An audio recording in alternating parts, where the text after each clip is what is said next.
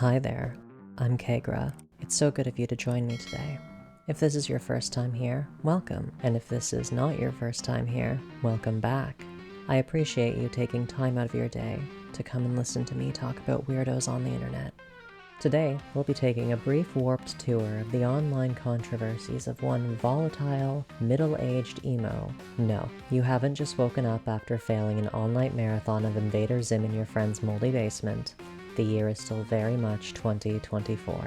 The millennials in my audience will remember the emo style vividly. Twinks in metal band tees, manually straightened black hair, striped knee socks cut into arm warmers, romanticizing self-harm, squeezing into black skinny jeans, and listening to music about wanting to leave your hometown on an off-brand MP3 player loaded with songs without album art and titles like 400-decode_paramore_freetunesdownload.org. While most of us former emo boys have long since traded our striped arm cozies for striped pink, white, and blue thigh highs, one self-titled elder emo stands strong in his convictions to march in that black parade till 9 in the afternoon. Got my side part straightened.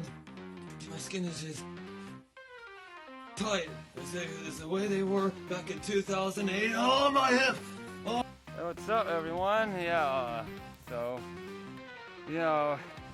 got a workout right now because I quit and I got out of there. I got out of there because people were accusing me of stupid stuff while working there. So I just quit. Hello everybody, I want to make this video to say something. Think for yourself. Don't let the media think for you. Don't let the government think for you. Don't let politicians think for you. Don't let anyone think for you. When you hear something, make sure you run it through your own mind first. Like, when you hear about something, think for yourself about it. First off, my views on sexuality and gender is biblically based. Anyway, I want people to be happy in heaven, because once you go to heaven, you're pretty much happy for eternity. It doesn't get boring in heaven. Like, you'll have a different mind in heaven to where you can't get bored, and you'll be happy forever, so. Think for yourself about it. Join me as we pierce the veil on this Fall Out Boy's dirty little secret. And to all my emo girls out there, did I mention he's single? I don't care if the FBI is watching this. I'm just being driven crazy with how many adult women are rejecting me. It's gonna drive me to get some M60 and start up some motherfucking women. Brandon started posting under his former main account, Brandon Brootal, in 2020, but his internet activity seems to go as far back as the early 2010s. Despite looking and sounding like a Beavis and Butthead character's best impression of an emo Napoleon Dynamite, he amassed over 1 million followers before seemingly claiming his own life in early 2022, after being alleged in leaked DMs portraying him asking for naughty pictures and attempting to meet up with someone he believed to be a minor. Despite Brandon's claims that this was a result of his account being hacked by an unknown entity, a majority of internet users were unconvinced by this line of reasoning. At least outside of his core fan base. They took a little bit longer to catch up, but can you really blame them? I can't imagine that there were a whole lot of adults watching this man's content. Guess what I just bought? Let's see. Yeah, I got a pizza. I'm gonna eat the whole thing because I got a pretty big appetite. I got fast metabolism. In the early days of this rumor, Brandon was still largely considered an endearing figure to the audience he'd cultivated.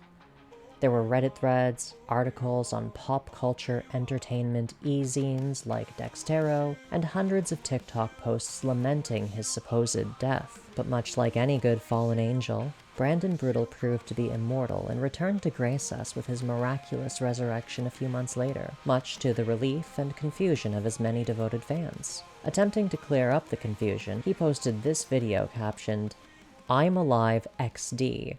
Hello, everyone. So, I guess there's still some confusion, on if I'm dead or not. I definitely am not.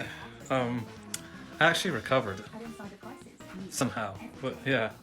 So, I am alive. This is my, me recording this in the moment. So, yeah. So, yeah, I'm alive. I'm making more videos and everything, so. To settle the whole thing, I'm alive and still here. So, and still keeping up the emo scene and stuff and everything. Yeah. So, I'm still alive. I'm here. And this is my tutorial. For those of you not in the know, XD is a millennial core text emote that's meant to depict someone laughing with their eyes clenched shut. It was massively popular among alternative fashion communities and anime nerds, and is still frequently used on Telegram by the worst guys you'll never meet as a light-hearted end to the most bone-chilling statements the human mind is capable of. For the most part, Brandon's return was well received by his fans, an especially impressive fact given that his Instagram had confirmed his death shortly after his initial disappearance from social media.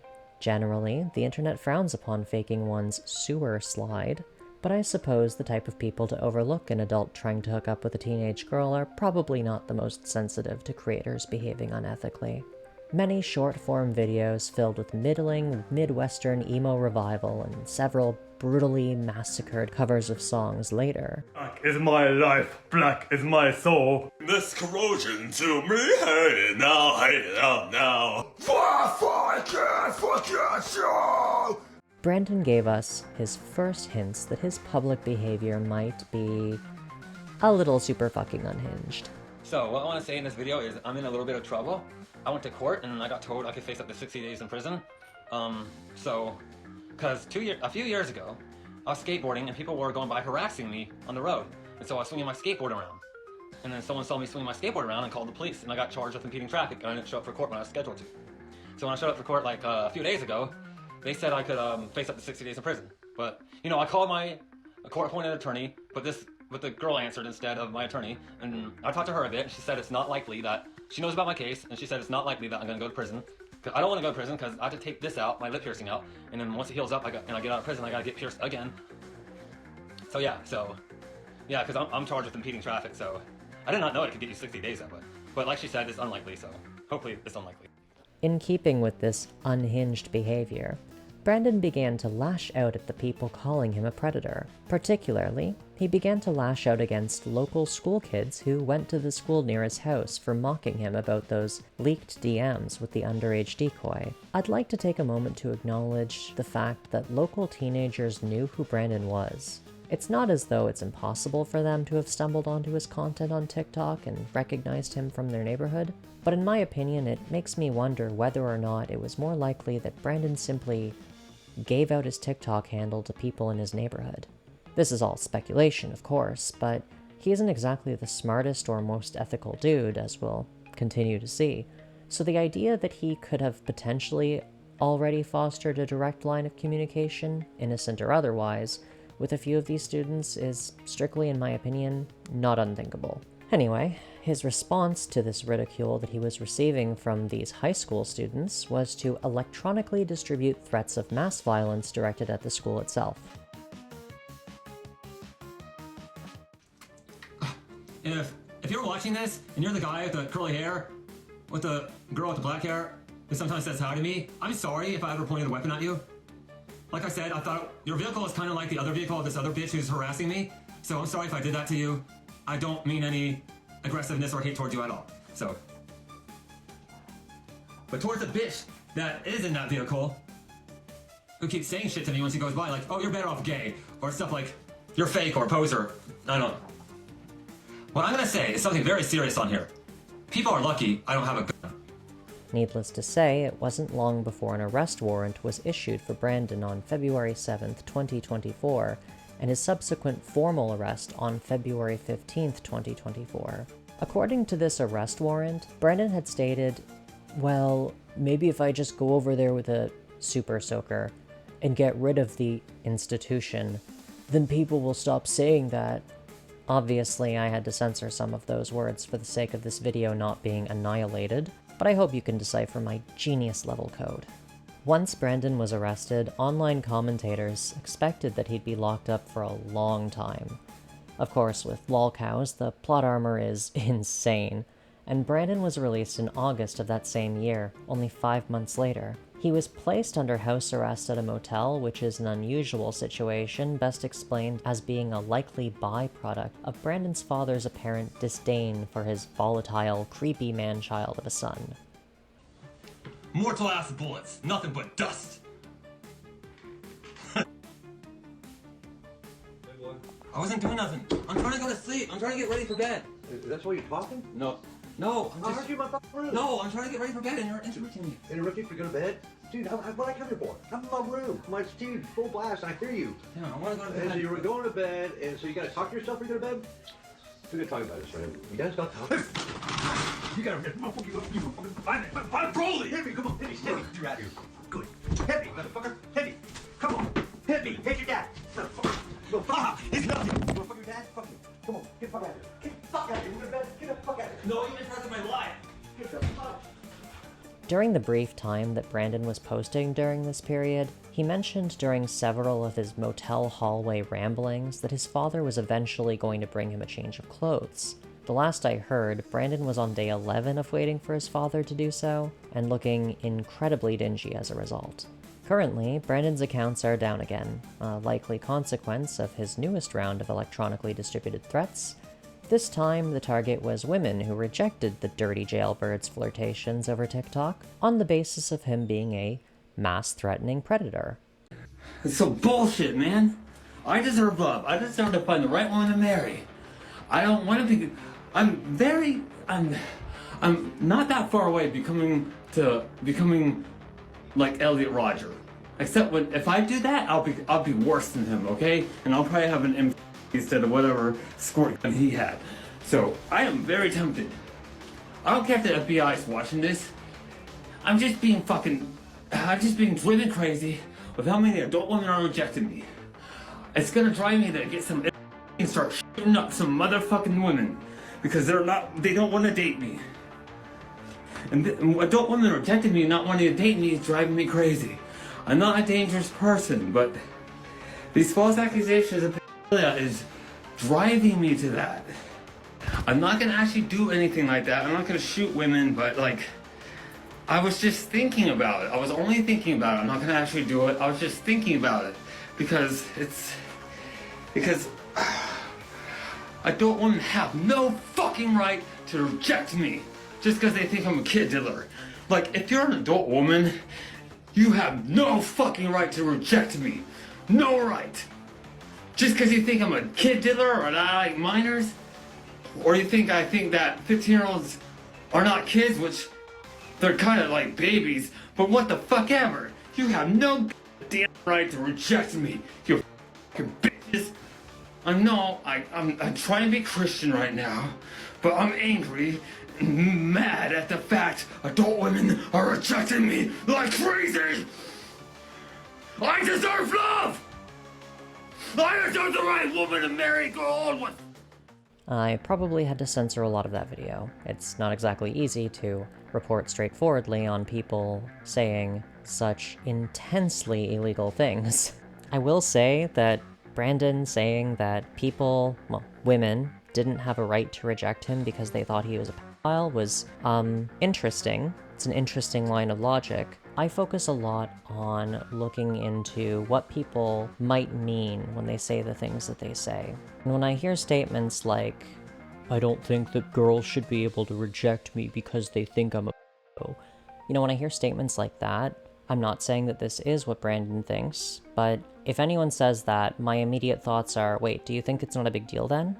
I feel like that's any, like, reasonable person's interpretation of that. I think with Brandon, because, again, he's, like, not very smart, I think a bigger part of it is just that he has a profound sense of entitlement. He's someone who gained massive prominence online. And let's be real here, looking at Brandon, seeing what he's about, seeing how he expresses himself and the way he presents himself, it's pretty obvious to me that he's not socially successful outside of the whole TikTok fame thing. So for someone who is not socially successful to suddenly reach a massive degree of parasocial fame on TikTok, that's gonna like make you feel like you're entitled to some stuff, I would think.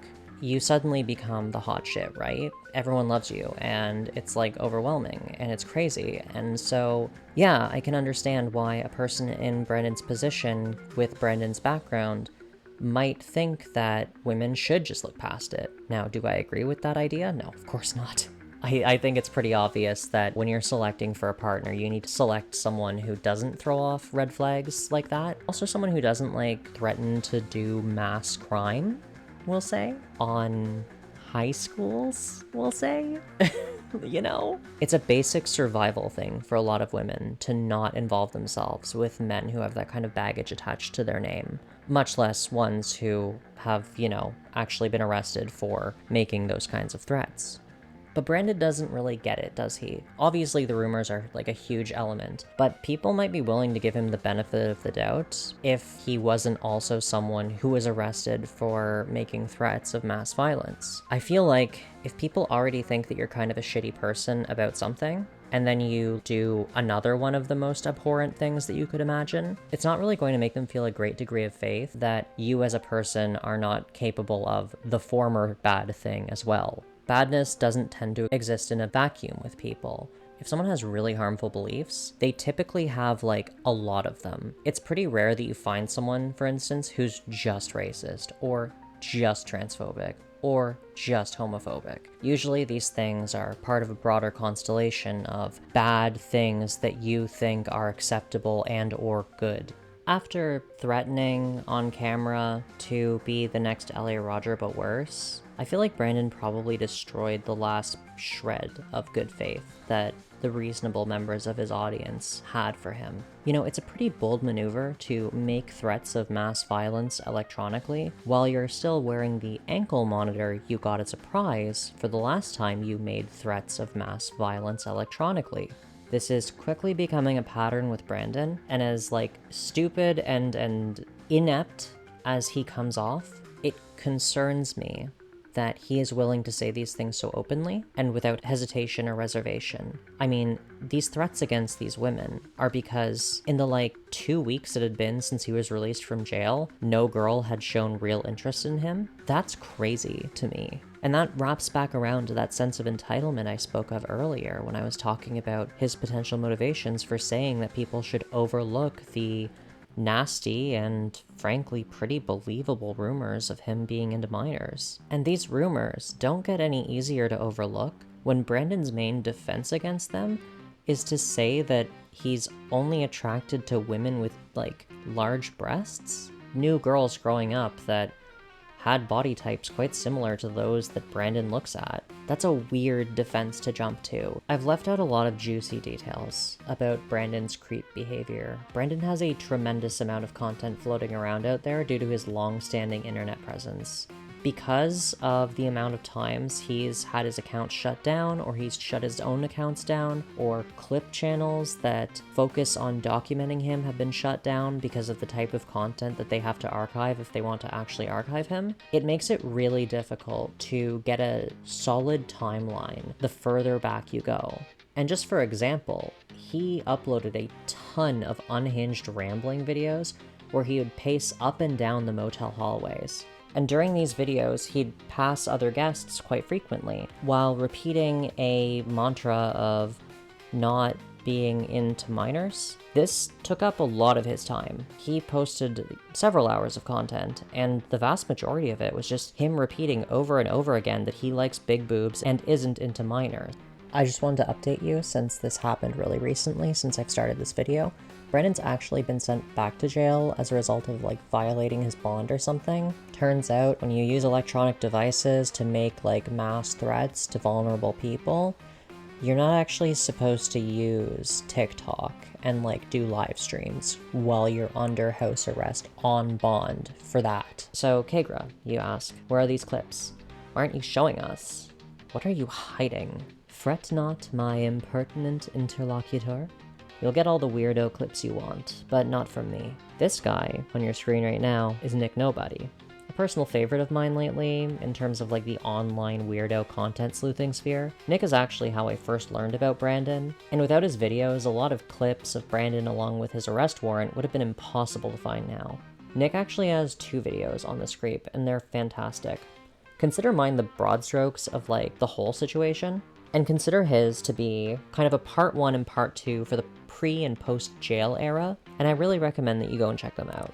Drop them a like while you're at it too. This video wouldn't be possible without his. Anyway, If you enjoyed today's video, please consider leaving a like and telling me about your personal style from when you were a teen. I personally mixed emo, skater, and scene styles when I was a size extra small Twinkie boy with a 26 waist. Nowadays, I'm more 90s grunge, Hot Topic witch. But I'd be lying if I said I didn't miss my rainbow-studded checker belt and deep blue meggings. Oh, as a brief aside, memberships are now available on my channel. If you join my YouTube membership, you'll be mentioned in the credits, and you'll also get cool little profile badges while you're in my chat. Once again, thank you so much for stopping by today. And thank you to both of my $10 tier Patreon supporters, Mac from Philly and John, aka Punished Joe. I really appreciate both of you helping me out on this journey. It means a lot. So thank you. And remember, take your meds, don't end up like this. Take your meds. Take your meds. Oh, I farted. Anyway,